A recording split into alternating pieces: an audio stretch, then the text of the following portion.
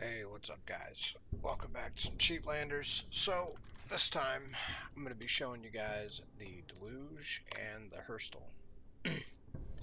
So, both of these guns, have pluses and minuses. So, the Deluge is cheap. It's one of those guns that you can get off the exchange.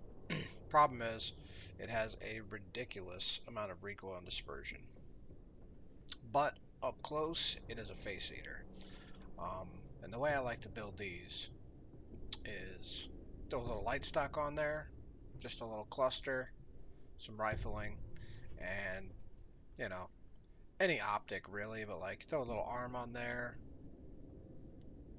That way, if they're a little further away and you get some arm damage, then, well, it reduces their dispersion and recoil, so you can do that. And then the Herstal, this you can just buy off the auction house. These are fairly cheap. And they only have 2 slots, so you only have to buy 2 attachments for them. But they will reach out a little bit further than the Deluge, and they carry a lot of ammo. So, I mean, you don't have to bring in too much extra ammo when you got this, nor reload very often. So, I usually just throw on like a torso arm on this thing and some rifling. And then with the Deluge, I usually run either purple or gold ammo, just because it gets the job done. Like you get 18 on the body, purple, and 35 in the head. The head is what really matters, is because you're trying to get in close and just light these guys up, and you want to take as few shots as possible to take them down. So on a T4, 35, that'll get you a 3-shot headshot. Otherwise, you're looking at like a 5-shot. It's about the same. It's 4 for T5 heads. About the same amount of shot placement for, well, one more than T4 for this guy. But you can run blue ammo, but you're just not going to get that tap on the head. It'll be 4. So, but this thing fires extremely fast. And if you're just hip firing, well, you're mostly going to hit body anyway. You can see it does take quite a few shots to hit and land. Or you can do the Herstal, which I don't mind using this gun occasionally. Almost nobody picks them up either. Like your Deluge, somebody's going to gobble that up. It's got cluster on it, it's got rifling, it's got light stock. Like, this is gone if you die and drop it. This, they may take the optic. You'll get this back. So take that into consideration as well. But this, I just use blue ammo.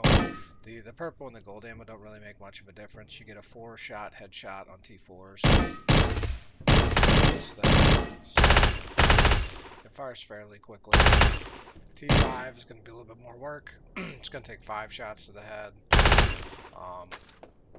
This isn't a gun that I would choose to try to take on people in T5 gear, because most likely these T5 guys are going to have M4s and AKs, and it's going to hit a lot harder than this little SMG, and he's going to kill you before you kill him.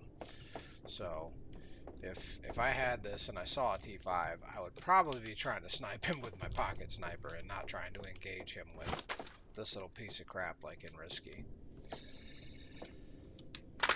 But there's not much else to be said about these guns, really. I mean, they're okay. The other SMGs are better, I would say. Like, after doing more and more testing, the UMP9 seems like the best budget SMG. Next to maybe the Deluge. The Deluge is cheap too, and it will shred people in close range, just because of its fast firing speed. So, I mean, it's like pick your preference. I'd say the best budget ones are probably Deluge and the UMP9. SMG5 is just too expensive to build out. This is just like not that effective. Even with gold ammo, I tested it. It's not very effective.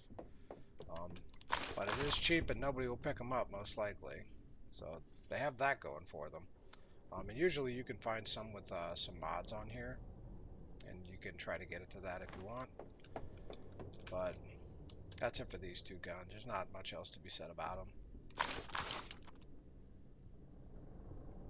Yep. All right, guys. Have a good one. I'll see you in the next one. Peace.